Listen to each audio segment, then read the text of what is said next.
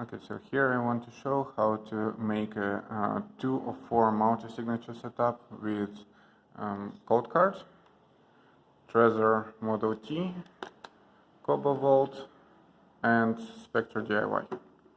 And we'll make 2 transactions so that we can show how we can sign the transactions with all of these devices. So first, the easiest one is probably with Trezor T, because we need to connect it to the computer over USB. And then in Spectre, we can just create a new device, call it Trezor T. We can select the device type, otherwise it will actually do it automatically. And if we select Trezor, then we also get an interesting button, toggle device passphrase. So if you want to use BIP39 passphrases and your device is not set up to use it yet, then you can actually click on this button.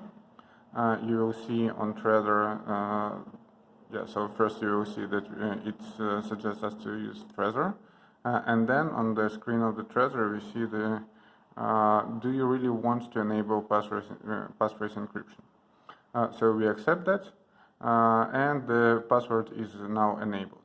But at the moment, Trezor is unlocked with an empty password. So if you want to use a certain password, you actually need to unplug the Trezor, plug it back again. Now, when we already have the password enabled, we need to unlock it. And then there will be a prompt about the password, hopefully. No. Okay. So let's then just get over USB. Yeah, so when you are asking for, when the Specter-Desktop is asking for the master public keys with the password enabled, then you can see that Trezor is asking for the password. So we will use A, D, G, for example, and that's it. Okay. And now we can select Trezor again and fetch the master public keys from Trezor using that password. So in that sense, Trezor Model T is much better than Model 1 because you don't need to enter the passphrase on the computer. So we got all the pub keys in this text field, and now we can just click continue. And our first device is imported. So it is already a bunch of keys, including testnet and mainnet. Now let's proceed with the Coldcard. So you want to use Coldcard air-gapped, just because it doesn't make sense to use it connected. It decreases your security. So we want to export our master public keys to the SD card. So you need an SD card. And now we need to export keys both for single-sig and multi-sig setup. So the keys for single-sig setup are in advanced, micro SD card, and then export wallet. So here we currently support only Electrum wallet files, but in the next version we will also support the generic JSON. So at the moment, just export Electrum files, and we are interested in native SegWit, but also let's do nested SegWit if we want it at some point. To export multisig XPubs, we need to go to a different menu in settings, and then multisig wallet.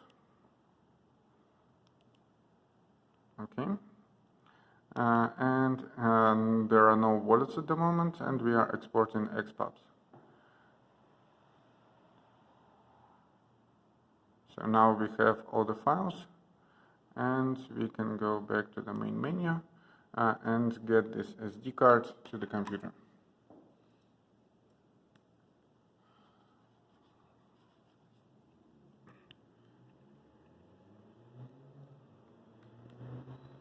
That should work. Okay, so now we have the SD card mounted, and we can create a new device. and just click choose the files.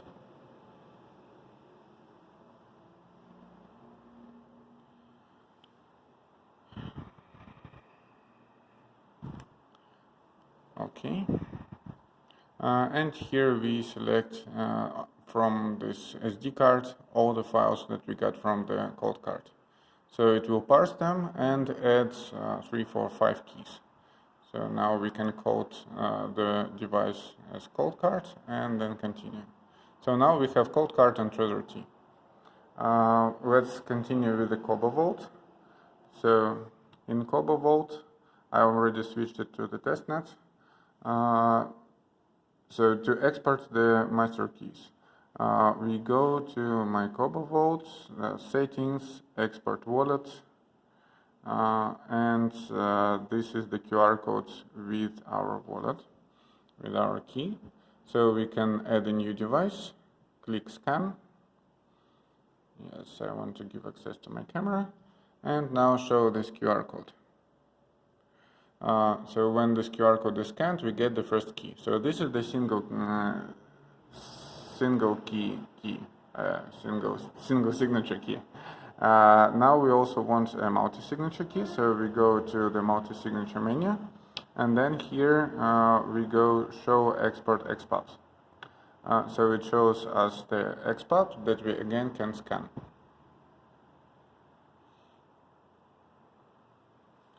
Now we have 2 keys, and that's pretty much everything that we need.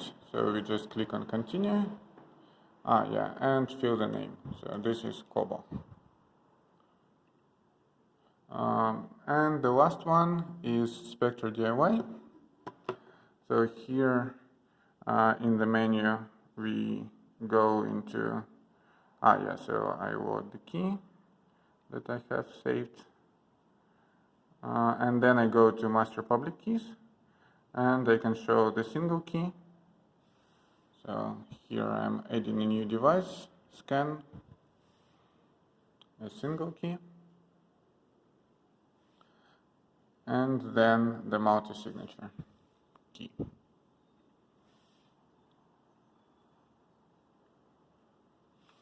Again, I have 2 keys. I call the device Specter, and we are done.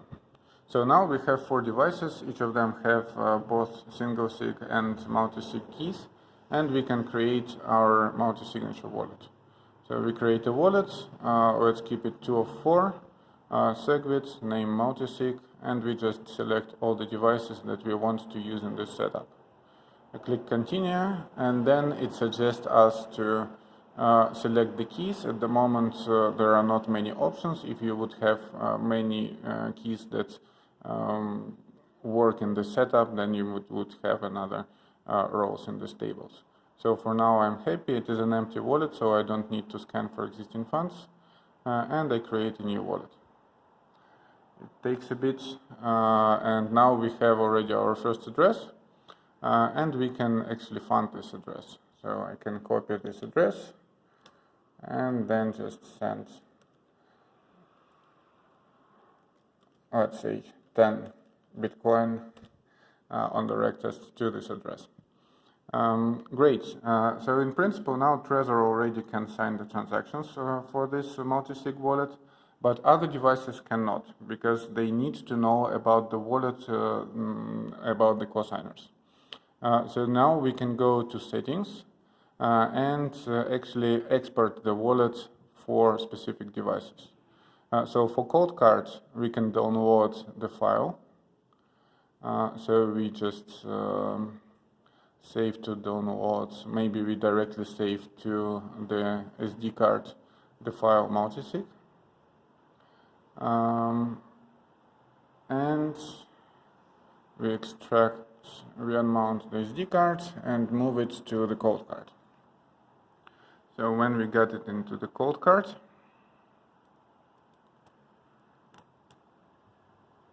we need to go to the settings, multisig wallets,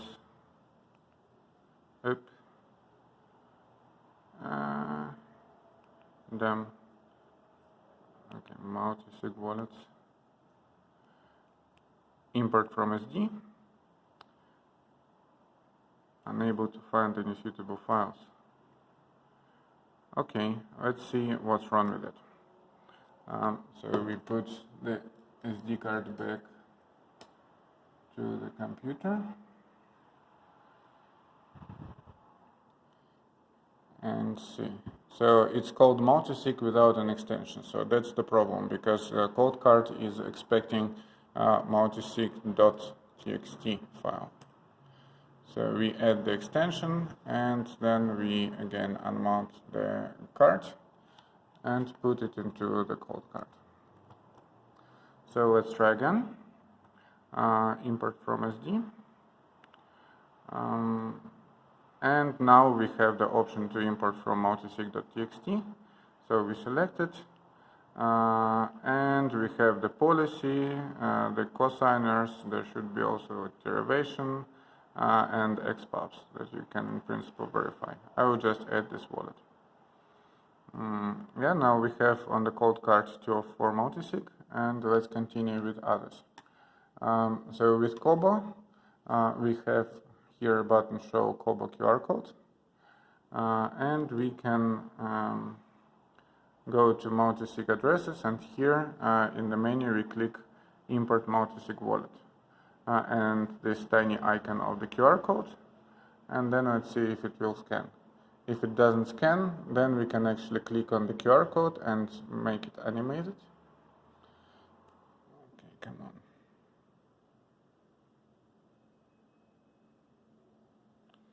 Yeah, so it successfully scanned.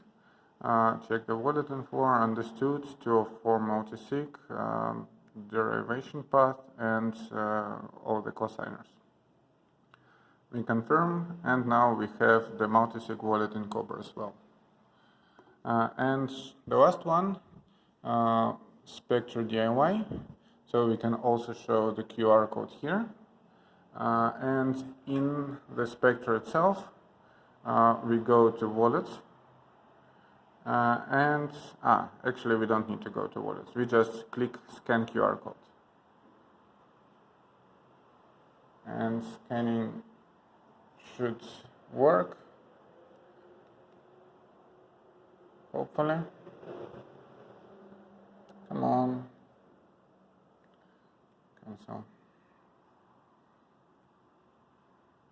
So for some reason the QR code scanner doesn't work for me.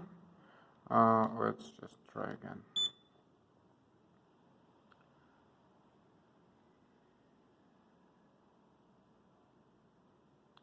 Scan QR code, okay, it's blinking. So now it should be able to scan.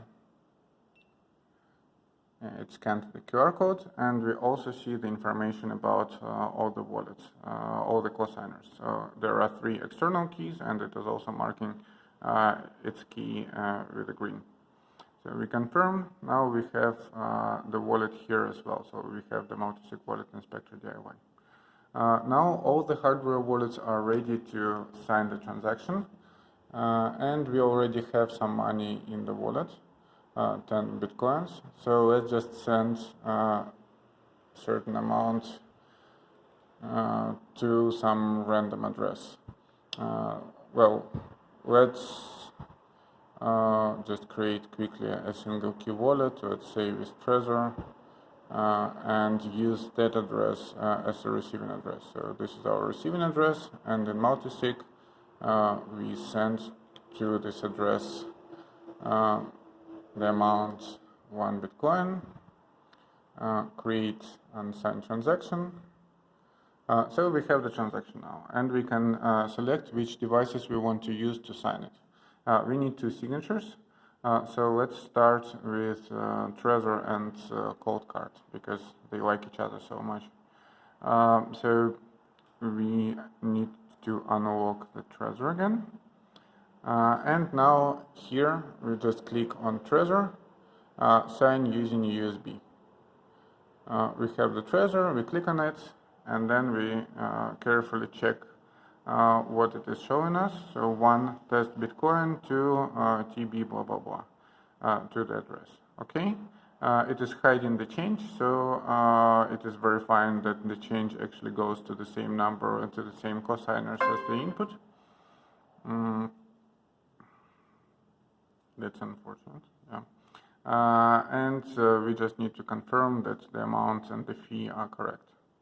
So when we confirm, we got in the user interface the Trezor T signed. So now let's do it with the Coldcard. With the Coldcard, we will use SD card file. So we download the transaction. We download it to the SD card. So I need to put SD card back to the computer.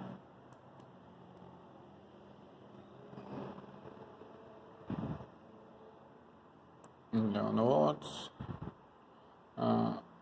SD card and make sure that it actually saves it with .psbt file. Yeah, that's correct.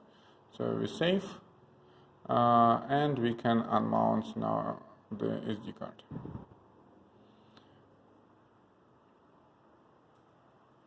So when we unmount the SD card, we put it back into the Coldcard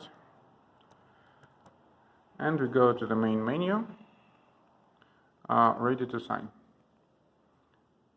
So it is reading the PSBT transaction, validating it, and showing us that we want to send 1 Bitcoin to the testnet address. We confirm, and now we have a partially signed transaction on the SD card. So again, insert an SD card to the computer, and go into the Coldcard.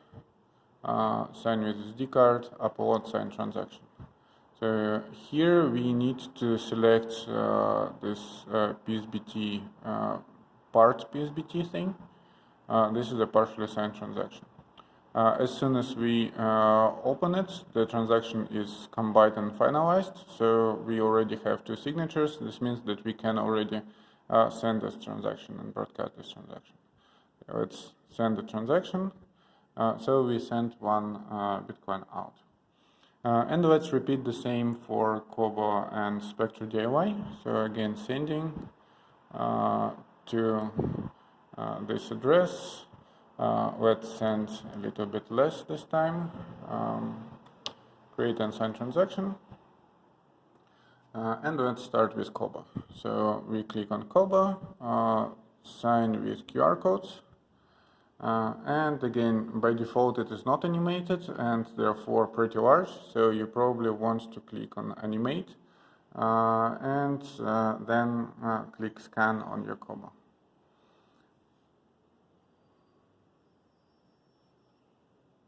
Okay, we got all the frames. It is reading the transaction now. And we see that okay, the input, the output, the change, and the second output is half Bitcoins that we wanted to send. So we sign. It requires the passwords.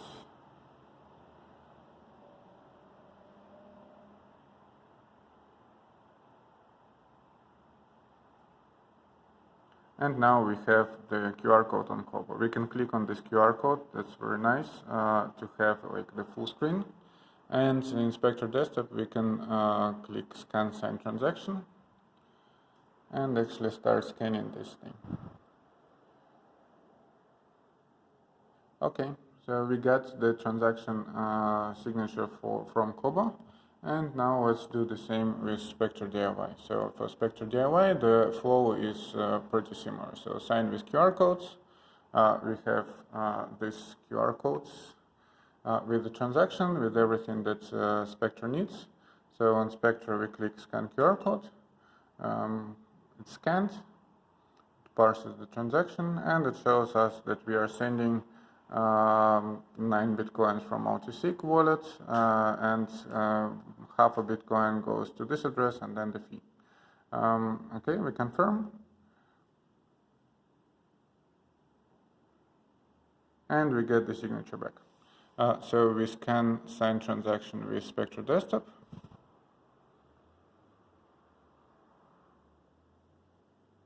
If you have problems scanning, you can also click on the QR code and it will start animating, but actually it just worked. And again, as we have two signatures, we can now send the transaction broadcasted, or just save as pending, or just copy and broadcast through Block Explorer, whatever. So that's it. We have to work in 2 of 4 multi-signature with 4 wallets from different vendors.